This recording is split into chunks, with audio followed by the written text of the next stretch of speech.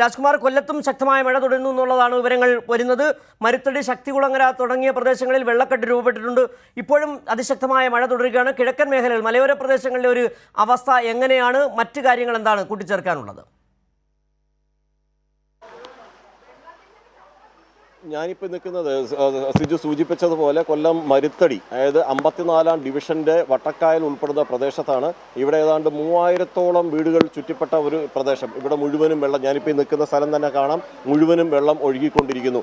നേരത്തെ ഇതിലും കൂടുതലായിരുന്നു, അല്പം ഇത് വലിയുന്നുണ്ട്. പല ഇവിടെയുള്ള വീട്ടുകാരെല്ലാം ഉയർന്ന പ്രദേശത്തുള്ള വീട്ടിലേക്കൊക്കെ ക്യാമ്പ് പോലെ മാറ്റിയിട്ടുണ്ട്. ഇപ്പോൾ പ്രദേശവാസികളൊക്കെ ഇങ്ങോട്ട് വന്നുകൊണ്ടിരിക്കുന്നു. ഒരു മുൻ ജനപ്രതി കൂടിയാണ്. എങ്ങനെയുണ്ട് ഇവിടുത്തെ ഒരു പ്രദേശത്തിന് ഇതൊക്കെ എങ്ങനെയുണ്ട്? എത്ര വീട്ടുകാരെ മാറ്റിയിട്ടുണ്ട്? ക്യാമ്പൊക്കെ തുറന്നിട്ടുണ്ടോ? ക്യാമ്പ് ഒരെണ്ണമേ തുറന്നിട്ടുള്ളൂ. ഈ കഴിഞ്ഞ പ്രളയകാലത്ത് പോലും ഇത്രയും വെള്ളം ഈ പ്രദേശത്ത് കയറിയിട്ടില്ല.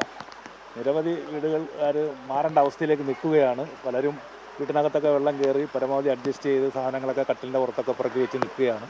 പരമാവധി ആളുകളെ മാറ്റേണ്ടി വന്നാൽ മാറ്റാനുള്ള ഒരു പ്രവർത്തനത്തിലാണ് ഞാൻ. ഈ ആരോഗ്യ പ്രവർത്തകരും മറ്റുമൊക്കെ സജീവമായി രംഗത്തുണ്ടോ? എങ്ങനെയാണ്? എന്തെങ്കിലും ഒരു പ്രശ്നം വന്നാൽ പെട്ടെന്ന് ആളുകളെ കൊണ്ടുപോകുന്നതിന് ആംബുലൻസ് ഉൾപ്പെടെയുള്ള സൗകര്യങ്ങളൊക്കെ സജ്ജമാണോ? എല്ലാ സംവിധാനങ്ങളും സജ്ജമാണ്. ആളുകൾ എന്ത് പ്രശ്നം ഉണ്ടെങ്കിലും വിളിക്കാൻ പറഞ്ഞിട്ടുണ്ട്. കൗൺസിലറുടെ നേതൃത്വത്തിൽ പിന്നെ പ്രവർത്തകരെല്ലാം ഇവിടെ ഉണ്ട്. ഏത് സ്ഥിതിയും നേരിടാൻ തയ്യാറാണ്. ഇപ്പം ഈ വെള്ളം കുറയുന്നുണ്ടോ? വെള്ളം ഒഴുകുന്നുണ്ട്. പക്ഷേ ഈ മഴ തോർന്നൊരു 2 മണിക്കൂർ തോർന്ന് നിന്നാൽ വെള്ളം വലിഞ്ഞു പോകാനുള്ള വെള്ളമേ ആണ് ഇവിടെ ഉള്ളത്. അതിനാൽ ഓടയും കനാലുകളും എല്ലാം നേരത്തെ തന്നെ ശുചീകരിച്ച് പിന്നെ വൃത്തിയാക്കി ഇട്ടിരിക്കുകയാണ്. പക്ഷേ അതിനൊന്നും ഉൾക്കൊള്ളാൻ കഴിയാത്ത തരത്തിലുള്ള മഴയാണ് പെയ്ത് വെള്ളം വന്നുകൊണ്ടിരിക്കുന്നത്. സിജു, ഇപ്പം നമുക്ക് കാണാം, കുട്ടികൾ ചിലർ ഇതിനകത്ത് കളിക്കുന്നുണ്ട് വെള്ളത്തിൽ. അതും അപകടം നിറഞ്ഞ ഒരു സാഹചര്യമാണ്.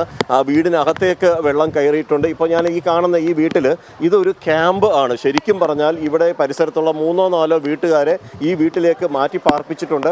അവർ ഈ സാധാരണ കഴിഞ്ഞ പ്രളയകാലത്തൊക്കെ നമ്മൾ കണ്ടിരുന്നു, ഇവരെല്ലാം ഓരോ വീടുകളിൽ ഒത്തുകൂടുകയും അവിടെ അവരുടെ ആ ഒരു സാഹോദര്യം, ആ ഒരു സ്നേഹം എല്ലാം. ഇപ്പം ഇവിടെ ഇപ്പോൾ ഇവർ കപ്പ ഇതെല്ലാം വെട്ടി ഇന്നത്തെ ഭക്ഷണത്തിന് വേണ്ടിയുള്ള സജ്ജീകരണങ്ങളാണ്. ഒരുപക്ഷെ ഈ മഴ ഇങ്ങനെ തുടർന്നാൽ നമുക്ക് പറയാൻ കഴിയാത്ത ഒരു കാലാവസ്ഥ, ഒരു സാഹചര്യം ഉള്ളതുകൊണ്ട് തന്നെ ഭക്ഷ്യത്തിനൊക്കെ ക്ഷാമം വരാനൊക്കെ ഒരു സാധ്യത ഉള്ളതുകൊണ്ട് തന്നെ മുൻകരുതലെന്ന നിലയിൽ ഈ അരി ഉൾപ്പെടെയുള്ള ഇതിലൊക്കെ ഉപയോഗിക്കാതെ പരമാവധി ഈ കപ്പ പോലുള്ള ഇതുപോലെയുള്ള ഇത് ഉപയോഗിച്ചുകൊണ്ട് അവരതിനെ ഇപ്പോൾ നേരിടാൻ ഒരുങ്ങുകയാണ്. മലയാളികൾ നേരത്തെ തന്നെ അത് പഠിച്ചിട്ടുണ്ട്.